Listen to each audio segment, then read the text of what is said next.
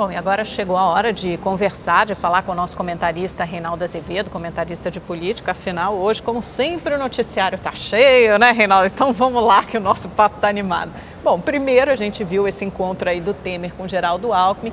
Então, Geraldo Alckmin já quer terminar, já mandou colocar um fim, ou pediu para colocar um fim nessa rebelião dos tucanos. Nunca foi a mão dele a balançar o berço dos que querem romper com o governo, né? E além disso, ainda tem um comentário do Aloysio Nunes fazendo uma referência aí ao romance de Gustave Flaubert, Madame Bovary. Ele diz que o PSDB não é Madame Bovary. Bom, eu gosto da Emma Bovary, gosto da Ana Karenina também, mas eu acho que o ministro não.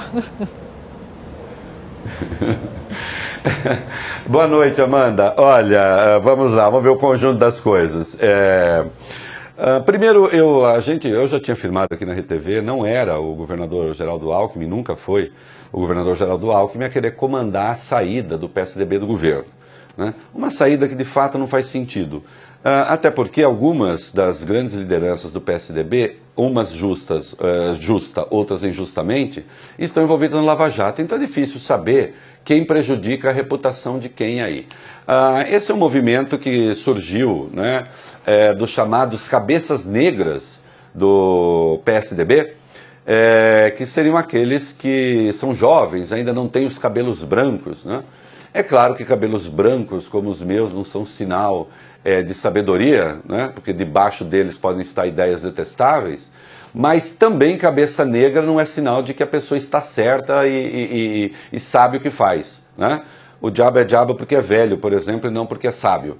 Então, os maduros do PSDB descobriram que não faz sentido o partido sair do governo agora, né? Porque a queda eventual desse governo significará uma eleição indireta, mas a queda eventual desse governo significará que as reformas não serão feitas, que esse crescimento que se esboçou aí no primeiro trimestre pode naufragar e que nenhum candidato à presidência irá fazer propor a reforma depois. O Alckmin é um pré-candidato. Será que ele quer chegar a 2018 tendo que prometer reforma da Previdência? Alguém se elegeria com isso? Então é o seguinte, o Temer é um caminho de salvação e não um caminho de danação, né? E quanto ao Bovary, Madame Bovary, que o romance, talvez, eu compartilho daqueles que dizem que é o romance mais bem acabado, não é melhor acabado, viu, gente? É mais bem acabado, certo? O mais bem acabado da literatura universal, e eu concordo, a Madame Bovary, cumpre dizer rapidamente, era uma moça, se casou com um viúvo, que lhe ofereceu uma vida digna, rica, porém aborrecida. Mas ela era uma romântica, ela gostava dos romances, do romantismo ainda, né? E ela encontra um picareta pela frente, se entrega a esse picareta e a vida dela entra em declínio, né? Aí vocês leiam o romance. Então o bovarismo é uma doença psíquica em que a pessoa perde o pé da realidade. Eu pediria aos tucanos, do ponto de vista psicanalítico, né, que colocasse o pé na realidade e saber, a queda do Temer é mesmo boa para o PSDB? Reinaldo, boa noite. Deputados entram com o recurso em comissão para que Edson Fachin explique suas relações com Ricardo Saúde, da JBS. Faz sentido, Reinaldo? Boa noite, Boris. Faz sentido. Há pouco você falou de uma guerrilha contra procuradores e contra a Lava Jato. Você sabe que não partilho dessa ideia. O que eu acho é que há uma resistência importante contra determinados procedimentos, a essa altura, a meu ver, inaceitáveis. Então vamos lá.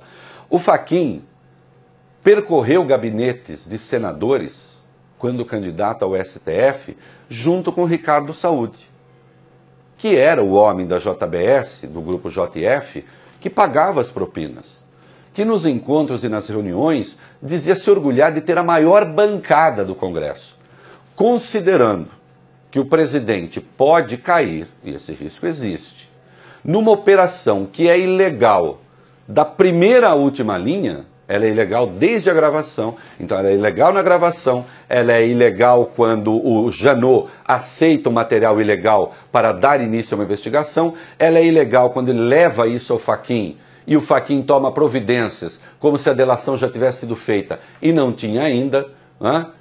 E quando se auto-intitula o relator, com a conivência da Carmen Lúcia. Né? Então é preciso, considerando a importância que o Fachin tem nisso, que ele explique sim as relações. Ora, por que eu não ando com o diretor da JBS pendurado no meu braço? Não ando porque eu não conheço, não tenho relação com ele. Né? Poderia até ser meu amigo privado. Agora, lá no Senado, não é amizade privada. Ele estava indo em busca de voto. Né? Então é inaceitável isso. E se o Ricardo Saúde vai junto, é sinal que o Ricardo Saúde achava que quando ele estava falando com o senador, ele queria que o senador se lembrasse do que os dois fizeram no verão passado. Não estou chamando o ministro Fachin de corrupto, só estou dizendo que ele tem que se declarar suspeito nesse caso e passar a relatoria para outra. O Reinaldo, e ainda um pouco nesse assunto, a Procuradoria-Geral da República denunciou hoje o senador Aécio Neves e o ministro Marco Aurélio também do Supremo pediu urgência em todas as questões relativas ao senador. E aí, como é que fica daqui para frente? A situação se complica bastante, né? Sim, olha, vamos lá. O Marco Aurélio é relator de tudo, né, do caso Aécio. Então, em primeiro lugar, ele pede explicações à Procuradoria, que tem de dar, porque a Andrea Neves está em prisão preventiva, um primo e um assessor. Eles estão pedindo o fim disso porque o Aécio foi afastado. Agora, quanto à denúncia, a razão é a mesma do afastamento. Né? Qual? Aécio teria praticado obstrução de justiça.